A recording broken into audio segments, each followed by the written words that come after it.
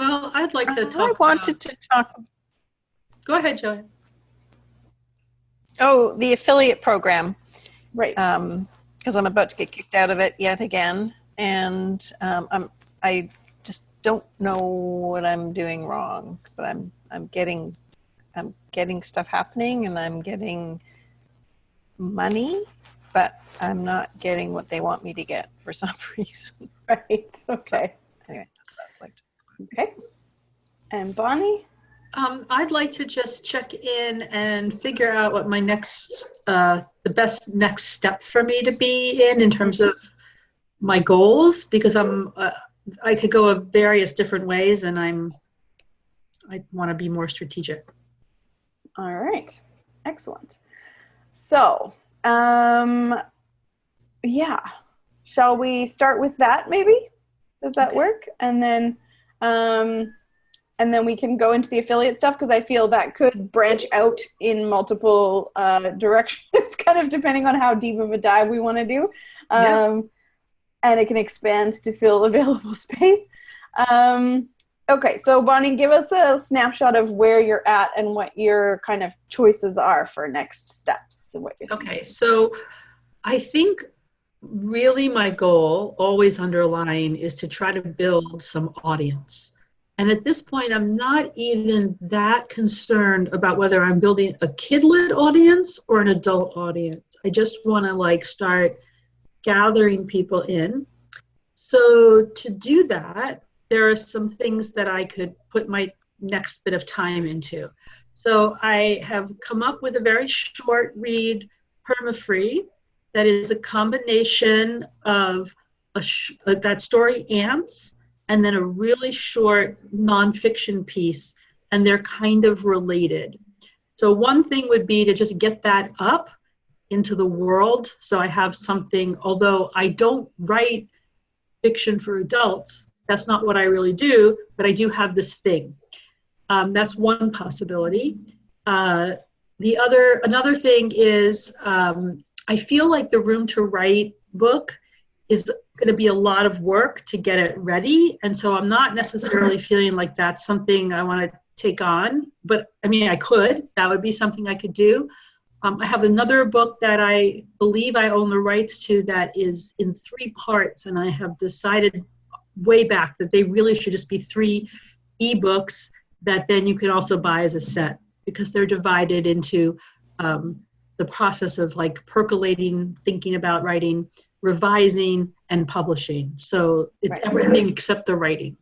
And then there is what I'm doing now, which is my blog challenge, to write some blogs, to collect about 30. They're not really finished pieces, though. I mean, some of them are, and some of them are really not. And so those will eventually be something that I will start publishing on Medium as soon as I figure out kind of how I want to go about that. There's a lot of different options.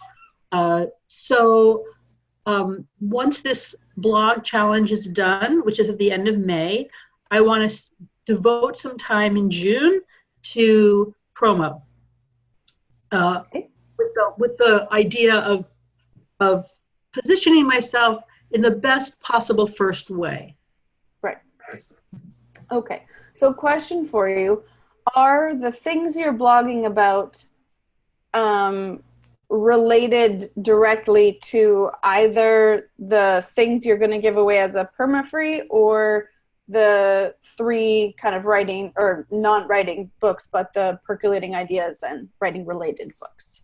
No, but I have about 6 slots left. I did what you said, which was I made a list of things I wanted to write about, and I'm just going through that list. Right. And I think I have about 24 or something like that. So I could certainly slot in, strategically, intentionally, things that have to do with those topics. Right. Because I guess that's always the question to be asking yourself if you're looking to build audience or sort of engagement, is where are those connecting pieces? You want to draw in the people that are going to be interested in what you're putting out. I mean, even if it's not your exact niche down audience, at least it's kind of close. So I think, okay, another question for you. Are you thinking to like book funnel with the permafreeze is one question. And did you say one of them's fiction, one's nonfiction? Yeah, I know that's funny, but but they're a pair. I feel like I want to put them out together because they're both, they intersect in a way. And I think it's interesting. I actually want to call it Truth and Fiction or something like that, like as a title. Yeah, it's kind of just a taste of two kind of different ways that my voice can be. And, the reason I came up with it was partly because that you said a while back, sorry for the barking, that, we should have as much out there as possible and to go back into the things that I have and look and see what I can make from them. And so I have this short story and I have this piece called Borscht, and they intersect in terms of some interesting things. So I thought how cool to pair them together. Mm-hmm. So that's just something I thought of. Okay. That I thought would be quick. Yeah, and so that is something that you could sort of leverage with if the other writing is sort of all over, right? Like your Medium or your blogging stuff is kind of multiple subject, then you could just embed it in each of those pieces or at the end in your signature tag or whatever, say, if you'd like another free snapshot of some more writing, you can click here to download Truth and Fiction or whatever you're calling that as kind of a sample. And so that would be a way to build your list. And then it isn't that you are sort of drilled into a specific genre, but you can see if people are clicking through or not clicking through, and that'll give you some sense of sort of whether or not that platform will work for building an audience. If you are wanting to do book funnel promos, that will be a little bit more challenging with something that's a blend of fiction and nonfiction in the same book, because they usually are pretty heavily like genre specific for those giveaways, unless you start one yourself. And then it can be whatever you want it to be. When you say like this is a tiny thing, it's going to be the whole quick read, including the short story, and the other is under 3,000 words. So I don't know if it really counts as like something to do. You know what I mean? Yeah. Well, I mean, if there isn't a rule about what it has to be a free thing that you're giving away in exchange for people signing up, like that's the only thing. But that's what I mean. Like if you were wanting to integrate the promo side of book funnel, you would need to think about what kind of a giveaway could you position that inside of, and then you'd probably need to run it yourself. But you can still use the tool to give away that snippet and get people's email addresses if you're linking, your link is right in your articles that you're posting on your blog or Medium. I'm assuming you'd get more audience if you were posting them externally somewhere as well. So if you put them on your blog and then share them to Medium, then there's a built-in audience there. So there's some value in kind of drawing people in that way. Your other option would be to put that up like as a perma-free on Amazon and elsewhere, and then invite people to come and find some of your other stuff at the back. So whether that is that you, like, what stage are those other three that you said you wanted to release at? Like they need just to be formatted, or? They're not anywhere near being done. Yeah. Okay. Yeah, I'm not anywhere near that.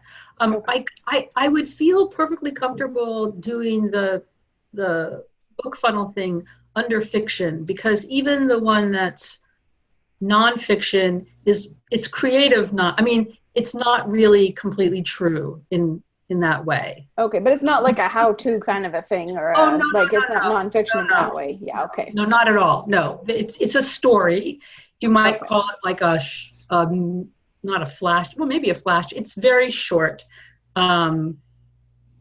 And I think of it as, it's funny, I think of it as nonfiction, but maybe it isn't nonfiction. Maybe it really is fiction. I mean, I have characters in there, some of that are real, but some of them I've made them different than how they actually are.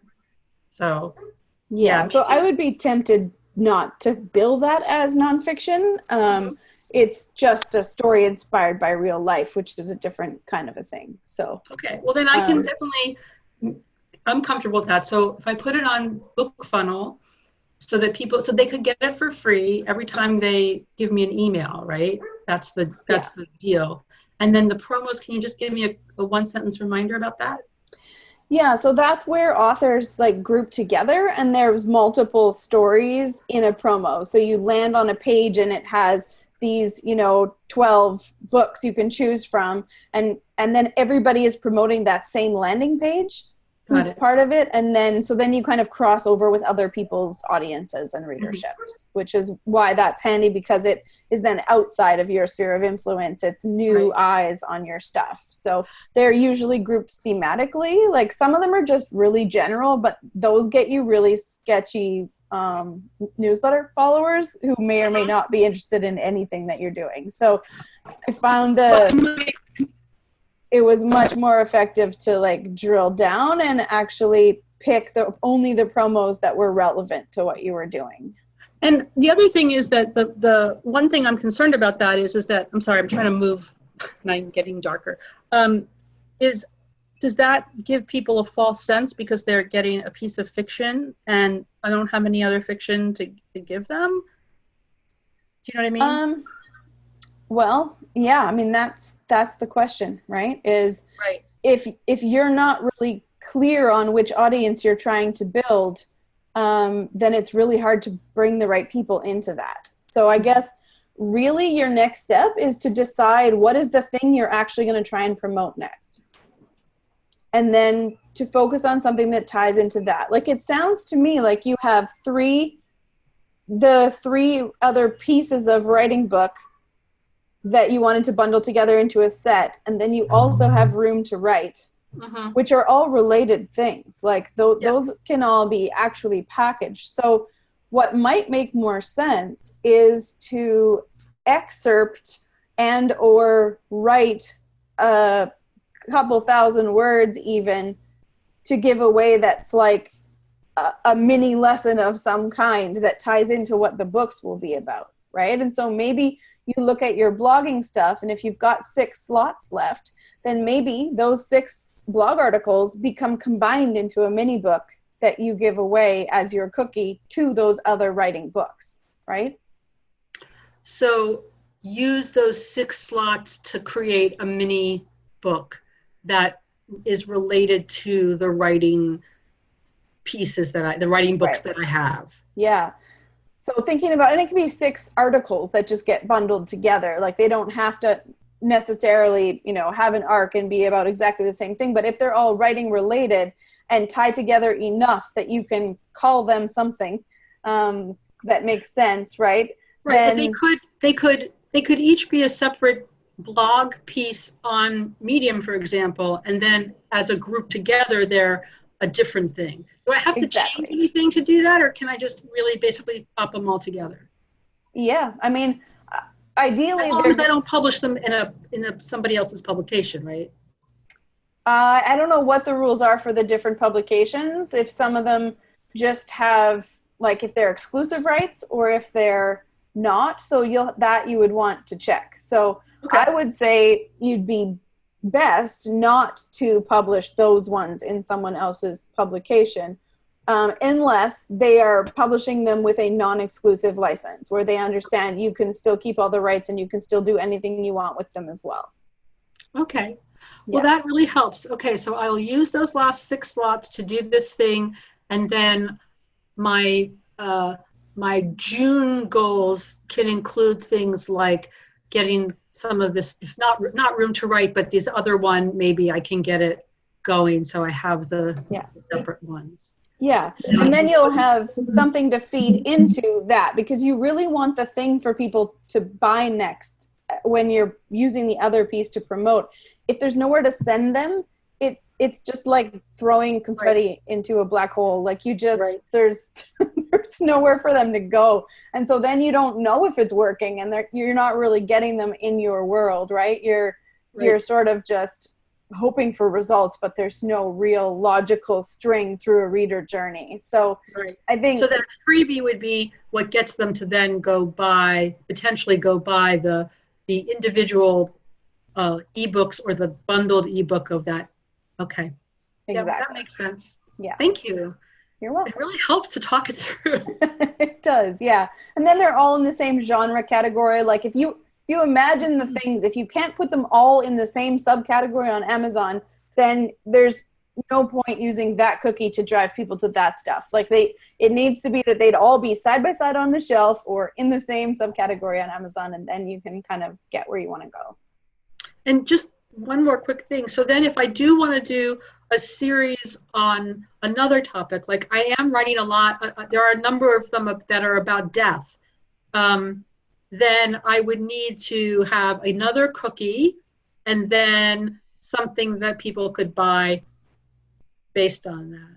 That's the easiest way to do it, because then you put the first one perma-free on Amazon, and then you've got this other string of things that you can just, at the end of each one, say, also this one, also this one. And then you can make them a box set if you want. But, you've got options depending on how long they are and what the perceived value is. Like, if you have shorter pieces, so let's say you have 3 shorter pieces and you would maybe sell them for 99 cents each, you're better not to actually do them individually. You're better just to box them.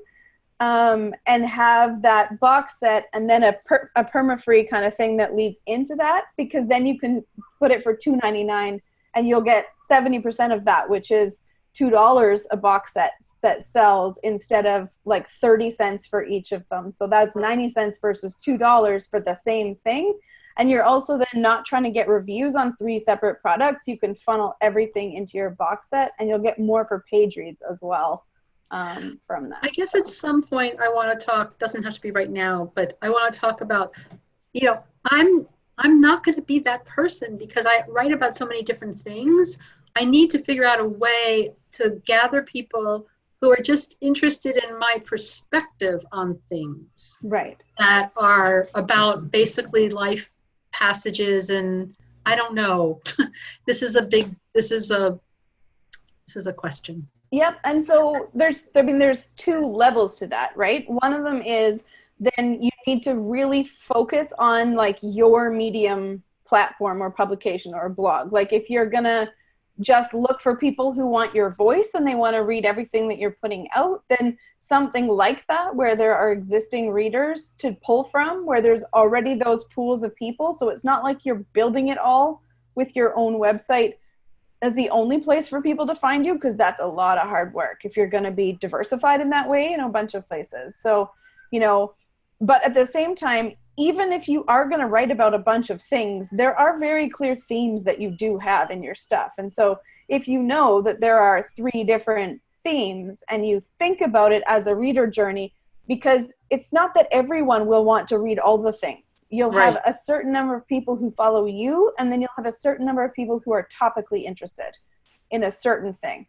And it might be the death, it might be the Jewish holidays, it might be the writing books, but they're not all going to cross over in all the places. So, it's just, if you want to put your energy into somewhere, then like Medium does give you an option for that. And especially if you are doing that, you'll be able to see, if you're doing the paid version, you can see what are people responding to, because I used to do that in multiple categories where I was blogging, and then I realized that like out of the 20,000 views I was getting, 18 of them were in the same area. I was like, okay, so these other ones, that's great if I want to just have some fun, and that's my sort of creative thing, that's great, but they're not what people are paying for. So it's important to be aware of sort of where you're getting a return on your invested time. And it could be that the return is you enjoying it, and that's awesome, as long as that is the goal. But otherwise, if your goal is to build a stream to sell books, then that's a really different exercise than sort of doing it for personal satisfaction or enjoyment. So yeah, just knowing where those are, and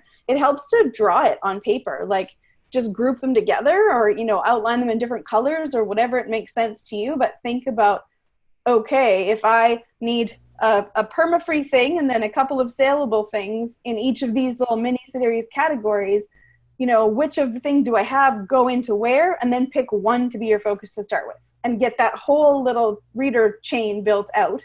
You can still keep blogging over here on all the other things, and you can always turn those later into other products, but but think about getting something to complete, so that you have like a full circle sort of loop for the readers.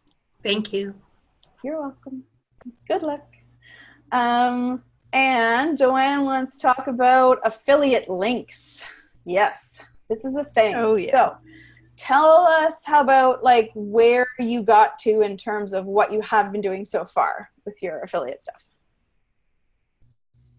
So when I first started, I had the idea that anyone who went on my website and either purchased my book or then went on to purchase something else, I would get a percentage of that sale and it would add to my bottom line. And that hasn't happened. Right.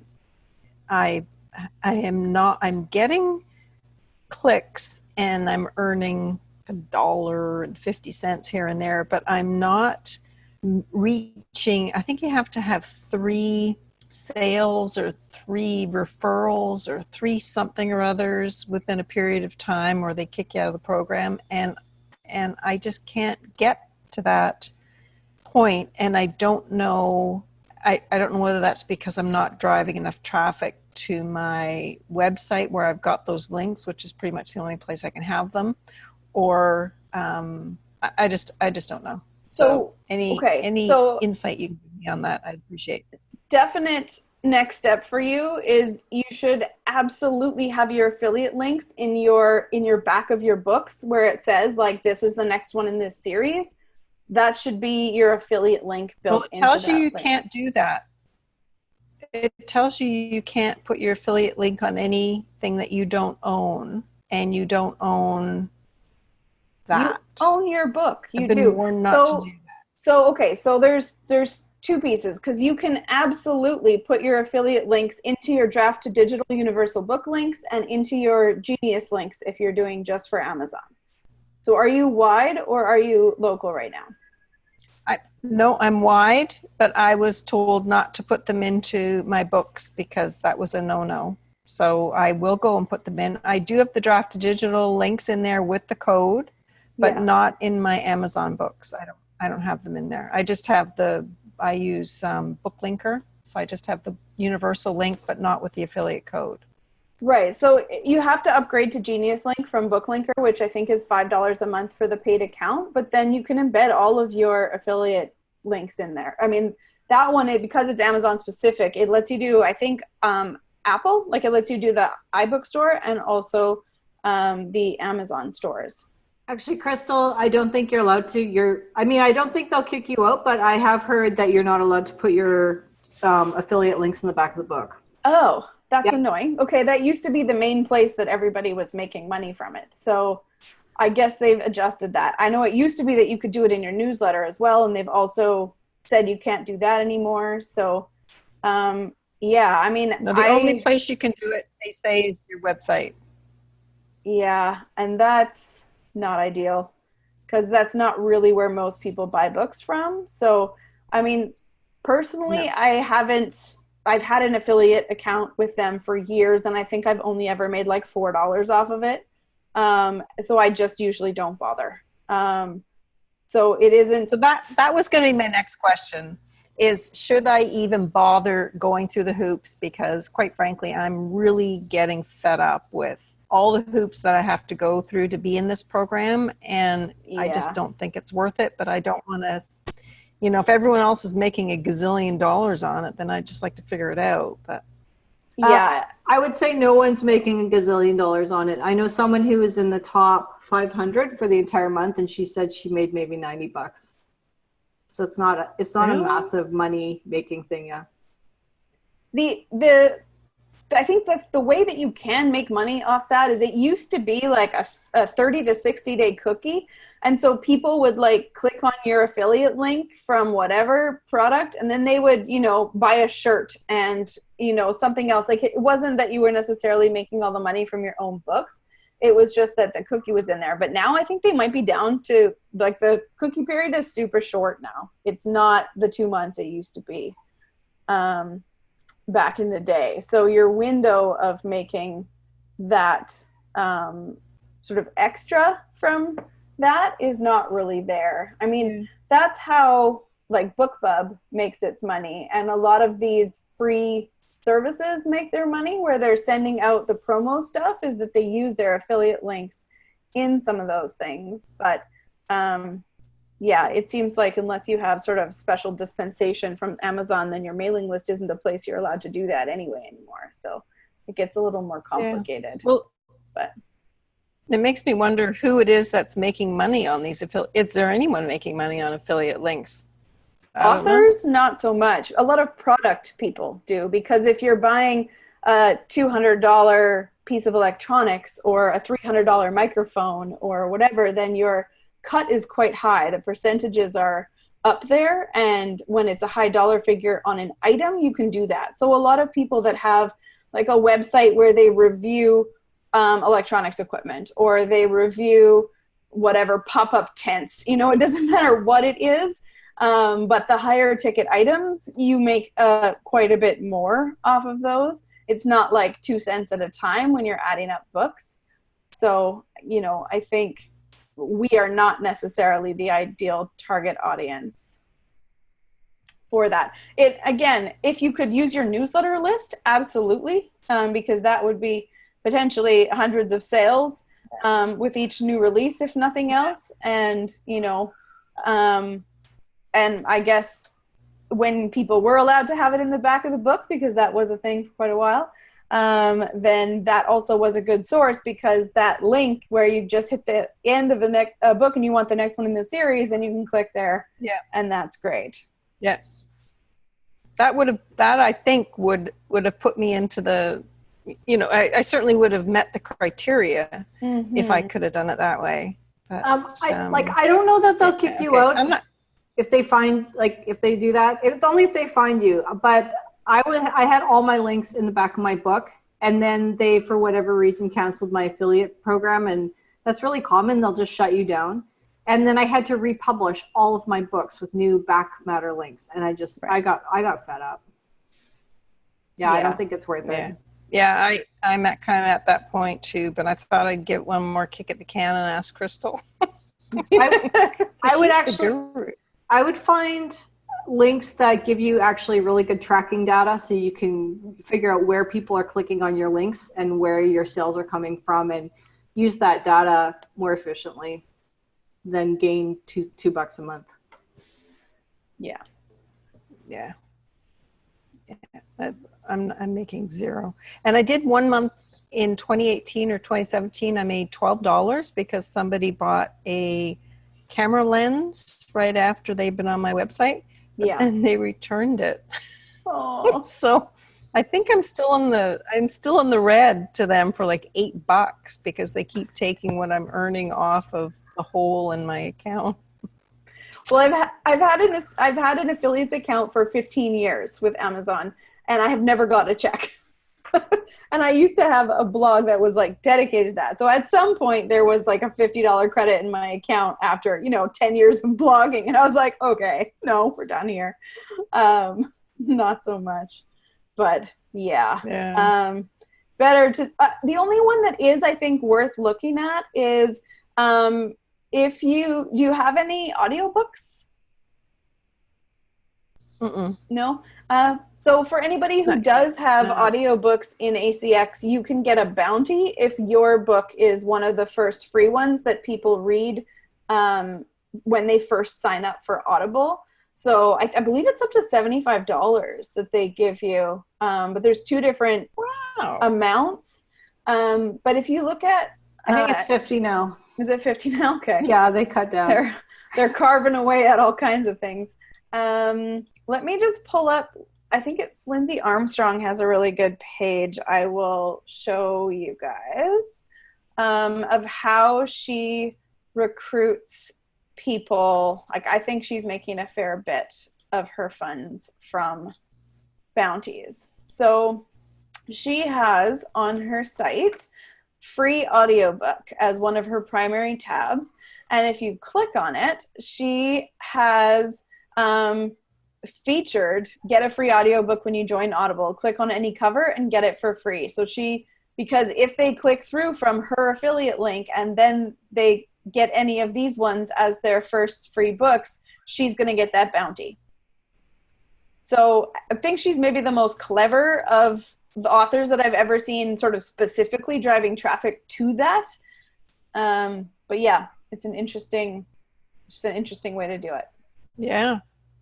But all of hers Smart. are through ACX. So yeah. And you can't, if you're not part of Amazon's audiobook publishing, then they won't let you play. So yeah, there you go. So if you want to borrow someone's idea, that's a good way to do it for anybody who does have audio. Janine, did you have questions? So actually the question I have is around making a Kindle book cover into a paperback. So I was successful to doing that with the Kindle creator or the cover creator in Amazon. Mm-hmm. But you can't download that afterward and take it out of Amazon because they're stingy that way. So I'm just wondering what else I could use to do that. If I have the cover, I just need the back and the spine. Right. So you could use Canva or Photoshop. Really any sort of graphic design thing, but Canva would be maybe the easiest if it's like a plain kind of color and then you're adding text in and stuff. Yeah, that's all I want to do is just put some text into the back and make it one color similar to the cover. Because I'm going to use the same cover, but just put a plain back on it. Right. And so you're not using KDP print for your print ones, or you're just going to get some from a different spot? What I want to do is I want to do a large print and I want to go wide with it. Okay. Because I don't know about Amazon sometimes. And because Kate, if you go wide, I don't know, libraries are more likely to look at them if they're wide, right? If you use Spark and you sort of do their recommended discount levels and stuff, then yeah, they are more likely to pick them up through Spark than they are through Amazon. But a lot will just order from Amazon. Like a lot of the libraries will just order them from. Mm-hmm. Okay, so if I tried it on Amazon, and the only problem is they put their own ASN number on the back of it. So how do you get around that? Like, well, you make a barcode and you upload a finished cover. That's the thing. Like, that's why I don't usually recommend that people use the cover creator inside Amazon. Like, make your book cover separately and then upload the one you made with your ISBN and everything on it. Okay. There are tools you can use to make an ISBN barcode. Okay. If you're using Ingram Spark, you can download a template from them and it will have your barcode in it. Like, you put in your ISBN number and you request a template from them and they email you the source files. But that has to be done using Photoshop or InDesign or one of the design programs. You can't do that in Canva. So in Amazon, it has a space where you can type in your ISBN number and they'll create a, like, you can put your cover up there and then you just need to leave a space that they'll create a barcode for you with your ISBN number that you provide for them. Right. And does that work if you use the cover creator or just if you upload your own one? Just if you upload your own one, but they have a template on Amazon that there's a space there carved out so that you don't put a picture of text where they put the barcode. Let me look for it. I'll load it up to chat. Okay. That's not part of the cover creator. That's part of something else. Well, it's when you go in to it says, do you want to upload? Do you want to use the cover creator, or do you want to upload your own cover?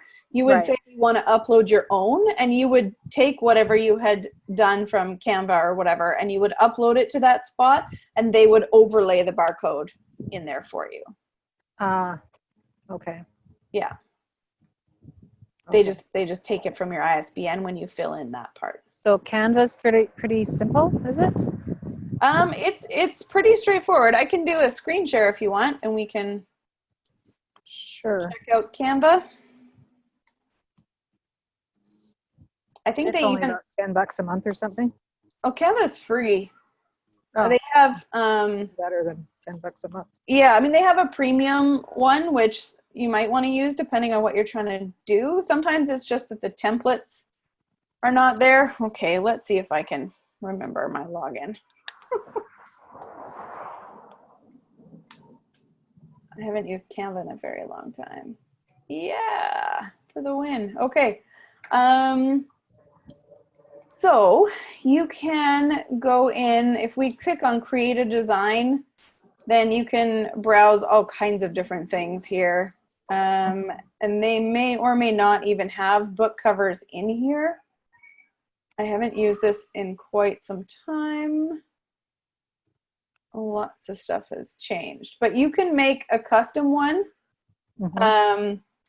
custom dimensions, and you fill in how big it needs to be, and you can do that in inches or in pixels depending on what information you've got from the Amazon guidelines. So let's see, KDP print cover template.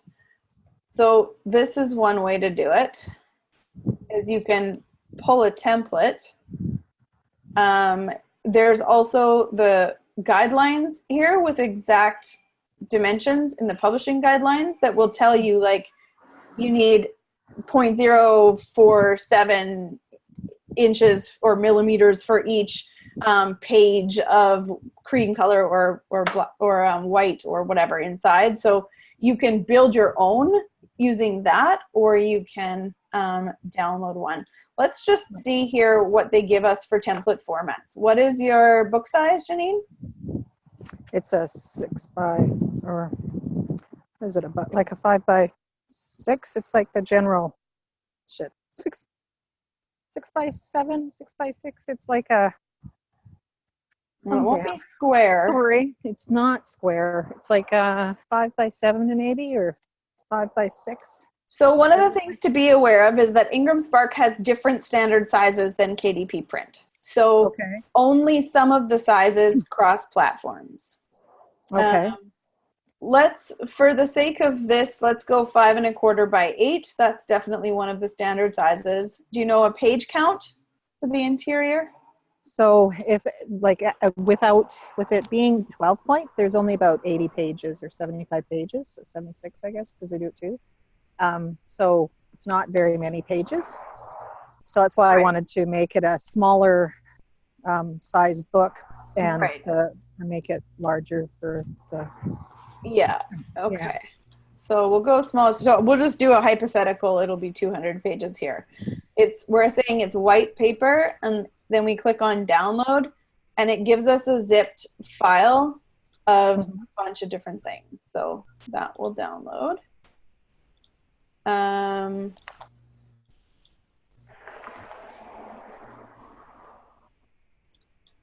Okay, so this is giving us a PDF and a PNG. So if you have this and you open it up, it will tell you the dimensions that they want for things. Okay. Right? So you can see the front is 5 inches by 8 inches. It gives you in millimeters as well. It tells you the spine width, and it also tells you the back. So if you're recreating that in Canva, you need to do the math and join together 1, 1, 1. Make sure you have it all added up to the total. Okay. Okay. The thing is, this is including a bleed. Mm-hmm. And it's not actually giving you the dimensions of that, including the bleed. So let's see. So you'd want to take the bleed out, right? But most books don't have a bleed, do they?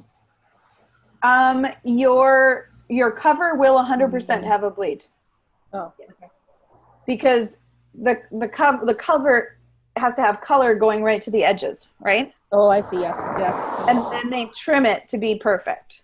Right. Okay. Yeah. So a couple little tips for trying to design a cover that's going to get printed like this in a print-on-demand situation. You will not want to have stuff right up to the edges of this spine. Mm-hmm. There is a certain amount of variance that they allow in the printing, and that often is a thing that happens. So you don't want a straight line of color down the edge of your spine, because it'll often get folded slightly off kilter. So you want to make sure that when you're doing the design, there's a couple tricks you can do. Like you can take your front cover image and kind of stretch it a little bit so that it comes through the spine and partly onto the back. I can bring up one to show you here. Okay. This one. So you can see this one has a little bit of an extended wrap so that there'll be a little border on the back that is the color, which ties the front to the spine to the back. And then it also gives you some forgiveness in where the spine is going to fold around. So that's one way to do that. You don't necessarily have to do it like that, but just be really aware that where you want it folded may have some variance. So you don't want this straight line to be right at the edge of the spine where it's wrapping around the front cover. Because if it's off at all, it looks really wonky. So that's one pro tip. And then making sure that you have a little bit of extra around the edge if you do need to adjust your bleed is good. Now the good news is Amazon doesn't charge you when you upload your cover to them. You can upload it 14 times if that's what it takes to get it right. Spark and Lightning Source, not so much. You have to pay if you don't get it right. If it goes through their checkers and they find issues with it, they will charge you for revisions. Okay. The exception to that is if you are a member of ALLI, the Alliance of Independent Authors, then they have a coupon code for free revisions. And also for free setup, I believe, with Ingram Spark. So we also have a free coupon code for Ingram Spark for initial setup. So any new book that you're putting up there, you can use Get Published, all one word, all capitals.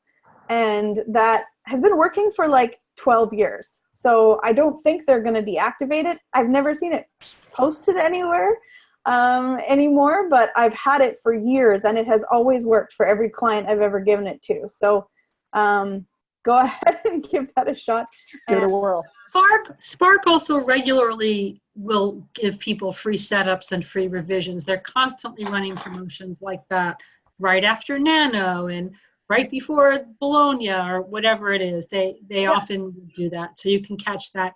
I'm also curious, what could it cost if Janine just wanted to get someone to do that part for her?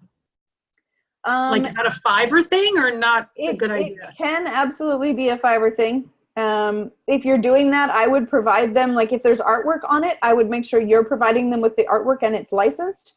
Because there's been a few people get burned by Fiverr folks who were doing book covers with unlicensed artwork. So, you know, you want to watch for that. But if it's a back cover and it's just like colors that you're using, then you can be pretty comfortable with that. So yeah, absolutely. Go on Fiverr or, you know, ask somebody locally who does that. It may be that, like, you guys had somebody do your cover for you, right, Janine? Well, I already had them do my cover for me. I just didn't have them do the back part. So I've got the front. Yeah. And when I created my paperback, I just did it using the one for Kindle, and then I've used the cover creator, right? Right. Which worked. It's just that you can't do that and download it and take it anywhere else. So I was just looking for something that would work as easily as the cover creator did, because it's quite an easy program to use, but that I could just then download and take somewhere else, because Amazon's pissing me off that way. It's just, I think, you're so big, you and they've taken over CreateSpace, and it seems to me like, seriously? Just, I don't know, it's just wrong somehow. Well, they were CreateSpace, so that part's not different. They always owned CreateSpace. That was Amazon from the get-go. But you could use it, right? Other people could use it, and like, because that's what drafted. Well, no, you couldn't. When you did it on CreateSpace, they owned that too. If you used their templates, you couldn't take it somewhere else. It was staying in there. That hasn't changed at all. Oh, okay. Yeah, no, they've always been very proprietary over that. So that's not an adjustment. That's just them protecting their space. Right. But yeah, if you're gonna do a lot of this, I would say it's worth the $10 a month for Photoshop, and $10 on Udemy for a Photoshop course to be able to make your own stuff of this. But in the interim, you can try on Canva. And it's a bit more math, because you can't just download Spark's templates in that format. Right. But it's it'll work. You've got to do the calculations, and then when you upload it to Amazon, you'll see how it looks on the screen. And if the positioning's not right, you go back into Canva and you adjust the spine over, or you do what you have to do. Right. And so it's very forgiving that way when you're learning. You can try as many uploads as you want. But if you are going to be in Spark on a regular basis doing a lot of like shorter things, then the time investment to be able to do it yourself in Photoshop or Photoshop Elements will be really worthwhile.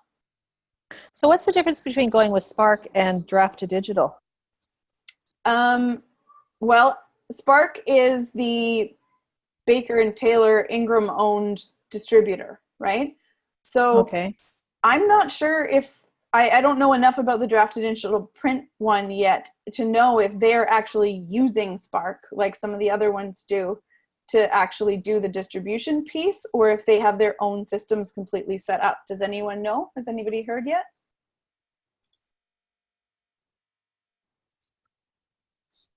Okay. No? Okay. Yeah, I'm not sure about the Draft to Digital print, because as far as I know, that's still in beta.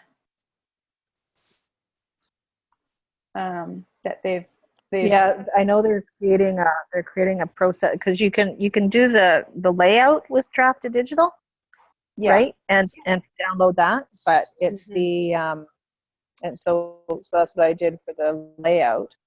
The only problem with the layout is you can't make it 16 point font. It just goes to 12 point. It's not very helpful that way. So it's still in beta around that. It doesn't do large print. So I've just been fiddling with all these things just to figure out what you can do with what piece. I might end up just doing this on Amazon as a learning piece, and just to see what happens with that. But yeah, because if you click the expanded distribution, it's still going, and it actually, Amazon sets it up with Spark. Like it's lightning source in the back end of Spark, and also Amazon's expanded distribution. So they have an arrangement with them. It's why you got to be really careful if you're using both. There's a certain order to things, because if you set up expanded distribution through Amazon, they set it up in Lightning Source's catalog to deliver those copies. So yeah, so that is what's happening. Go wide with Amazon this way. Yeah.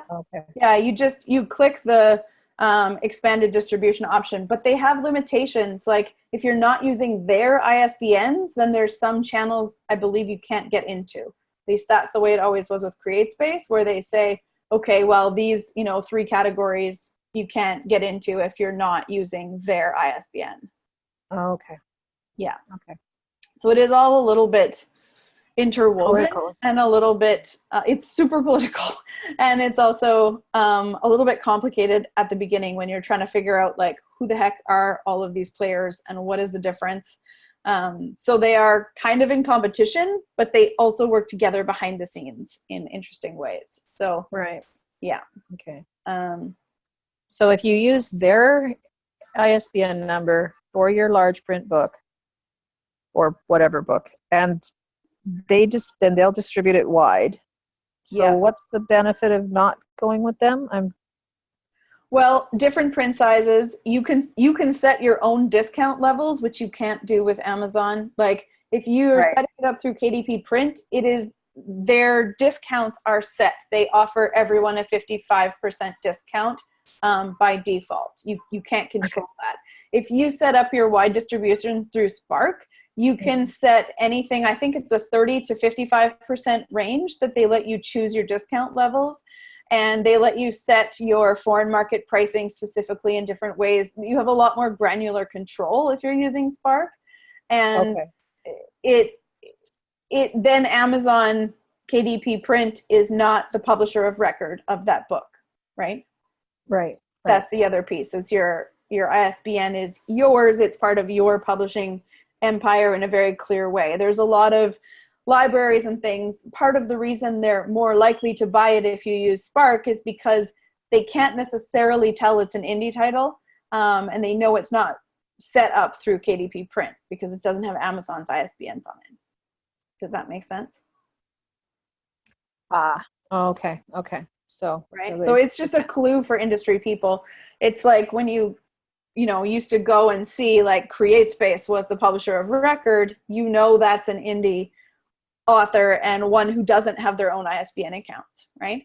So there is value to just doing it yourself in a way that gives you total control over your product. It's like why it's a little bit trickier to set up your cover independently on Canva or Photoshop or whatever, but then you own it and you can use it anywhere you want and you can make beautiful 3D books with it. Like, so your book images as well that you're going to make for promo and stuff, you won't have the Amazon one to pull and do that with in the same way. You're really limited with what you can do with those. So Right. Okay. So it's worth taking the time to figure this out. If you're intending to do this as like an income stream and do a whole bunch of them, then yes, absolutely. You should figure it out and figure it out with the first one. If you possibly can, because this is you want to put into place the system that is going to work for all of them. And then they'll all be in the same places and you'll have a nice consistent, dashboards for things, and you'll have everything in the same formats and not be like, well, that one's over here and that one I can do that with, but not that one. And, that just gets a little bit much. Right. Yeah. Okay. Now, you can still make some beautiful 3D images with BookBrush without having a back to it as well. So that's also an option. And I found a couple of other things online that you can do the 3D book thing. Mm-hmm. Yeah, which are pretty much free. So that part's not the big. Yeah, that's not the big piece. It's more I think it was for me. It was the ISBN number. It was like, why are they taking my ISBN number off? So okay, so that's why, because they become the publisher of record. Right. So if I published with Ingram Spark, would they give me my ISBN number code? Would that, or do I have to go somewhere else for the code? Well, no, you get your ISBNs from Library Archives Canada. Yeah, and when you I get that. Download your template, then you type in what your ISBN is, and they put the barcode right into the template for you. Okay, and then I take my thing and load it into the template.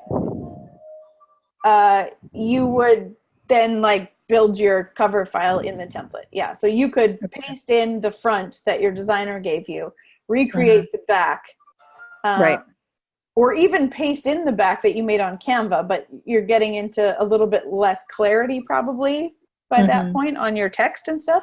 Right. But yeah, you're going to just construct your pieces together inside that template. Okay. And the template's on Ingram Spark. Yeah. And the template's on Ingram Spark. Okay. Yeah, if you go to their cover creator section. Okay. They have, one sec, I'll put in the link here because why not? This is where you can generate those from. And it gives you like a spine width calculator and stuff as well. There's all kinds of good stuff on that page. They have a compensation calculator and a printing and shipping calculator, weight and spine width calculator, and the cover template generator. So yeah, which is handy. So yeah, you pick your trim size and your paper type and the binding type and how many pages, but you do need to know your page count for your interior before you can get that template. And they do actually have the option to deliver you a PDF as well. So you could take the PDF from them and do the same thing, recreate it all in Canva. It's just they're a little more strict in their file requirements for what you produce for them. So you just have to make sure you're familiar with their guidelines of which programs and types of formats they're saying they will accept. Okay. Yeah, so poke around in their publication guidelines, and they have like a whole bunch of tutorials and stuff on there now that walk you through most of this stuff. Okay. Which they didn't used to have. My God. Seems like an awful lot of work. But okay. But, the first time it's going to be a ridiculous amount of work because you're learning all of it. But by the time you're on book 5, it's actually going to be a whole lot easier. And since I know your intention is to do a whole bunch of books and to make this be a thing, it is worth it to learn it. Yeah. And then to have full control over what you're doing and to be having all the options and not be, like you said, tied into Amazon if you don't want to be. Yeah. Especially in the world. Well, that's partly it was the the large print part. I wasn't sure I want to be tied with them. Yeah. Yeah. Over the long haul, so I need to figure out how to do that. Okay. Yeah. Holy moly. Just one thing at a time. Just one thing at a time. Yeah. Yeah. Yeah. Exactly. You can do it. Oh no, I know. It's just Crystal, do you sell a lot of paperbacks? No, most of mine aren't finished uploading even yet. I have, because Vellum changed. So part of the conversation about doing things in a way that you can do them the same for all of them is that I had prepped everything in InDesign for all of my large print and my pocketbooks. And then Vellum just added large print options inside of it for font size. So because I had been actually paying the graphic designer that works with me to do the layouts because I was a little tight for time. So because I want them all to look the same, I'm actually redoing them all in Vellum so they all look identical with what I'm going to do going forward. So it's, cost me some dollars and is maybe not what I would recommend as far as backtracking, but it is good to have everything the way you want it to be, and if it's a series, for it to be consistent all through. So setting up something that you can maintain yourself, I think, is really important. So even though it meant I had 9 books or 8 books, whatever it was, that I had to redo, for me, I figured that was worth it. So I sell a lot of paperbacks at events. Like when I go to a conference, I'll usually sell $100 or $200 worth of books off of the book table, or at the author signings, or like when I went up to Kamloops, I sold $200 worth of books to like little kids and their parents.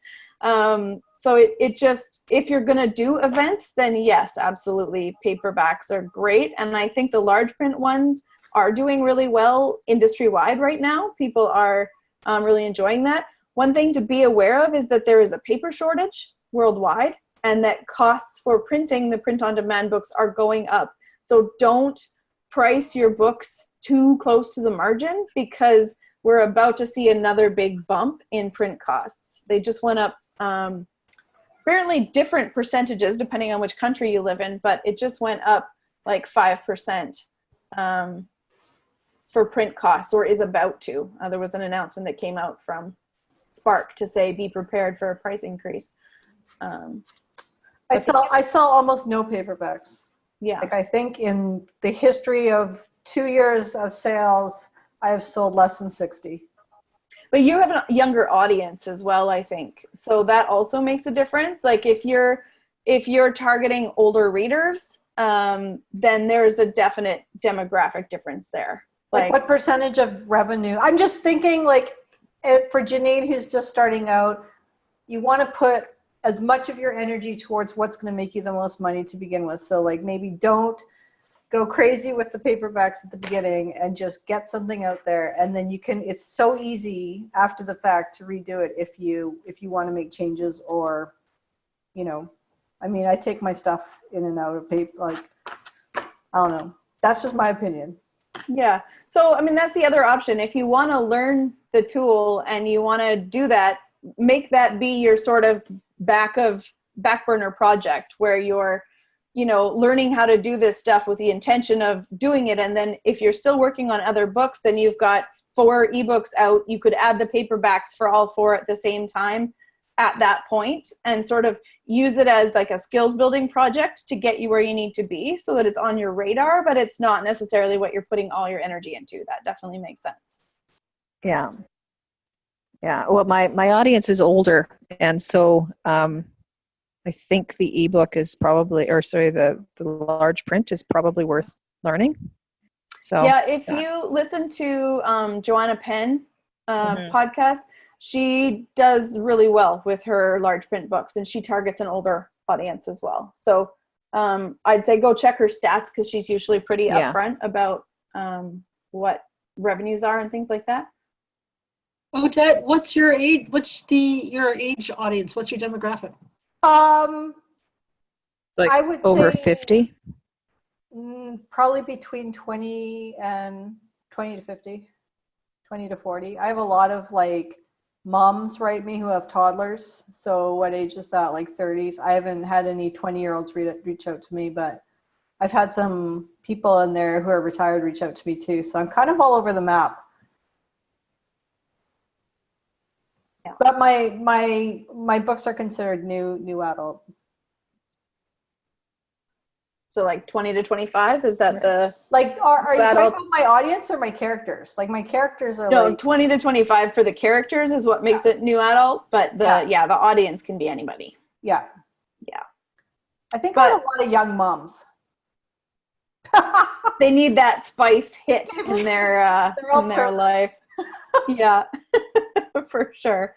But yeah, I mean, if you are targeting like second chance romance, then you're likely to get an older readership. So, and Crystal, what's your demographic readership? About 35 or 40 to like 80. Yeah, I have an older audience as well because of the like hometown stuff. Even though it's even though it's ebooks. Yeah. People love readers. Like older adults also use readers because you can boost the font size on it. It's just some people just like print books. And it's a thing. So there are those people and there are a percentage of them in every age group. But it seems like, certain demographics do have a slightly higher percentage of people who want the large print because of vision difficulties.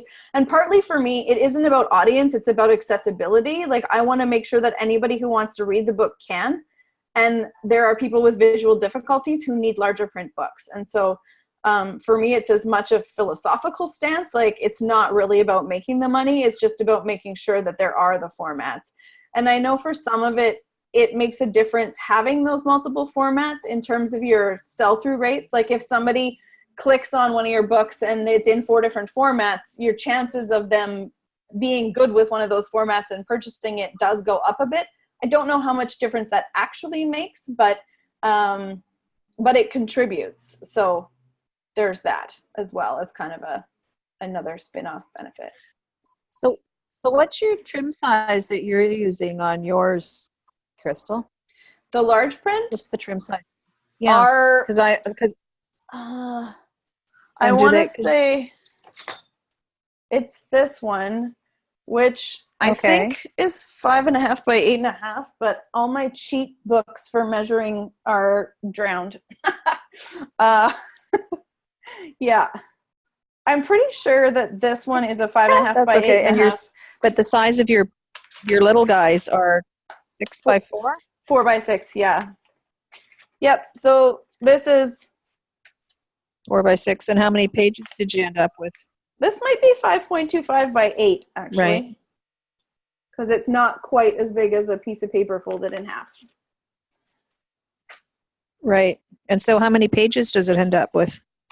It ends up with one sec, like 140 to 200, depending on the length of the novella. Okay. Yeah. Okay.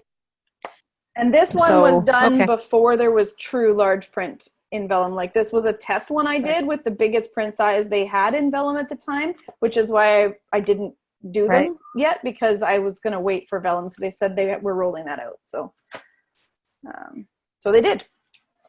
And now it's just that I'm slow. Okay. Yeah. We're busy. Yeah.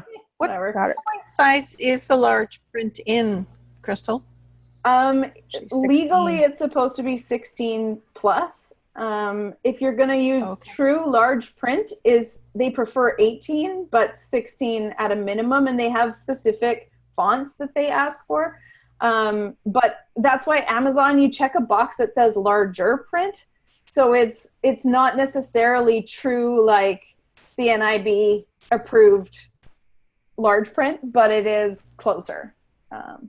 And so, yeah, you'll see when you look at reviews on the large print books on Amazon, you'll notice if somebody tried to fudge it and they didn't really make it big enough, people get so upset. So it's something to troll through some of those and do the look inside on some of those books, and you'll see like whether it was just that they used like a 14-point font and then said this is bigger, because some of the publishers do that and it doesn't do them any favors with the readers.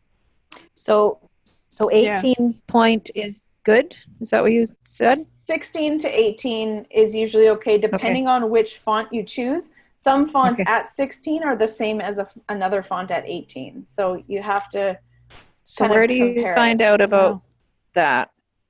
If you Google guidelines for large print books, then a lot of the organizations for people who are visually impaired have the guidelines for the recommendations for making print materials for folks who need that large print. So they tell you which are their preferred fonts, and they tell you they prefer left aligned, not centered or justified. There's a whole list of things that make them easier to read.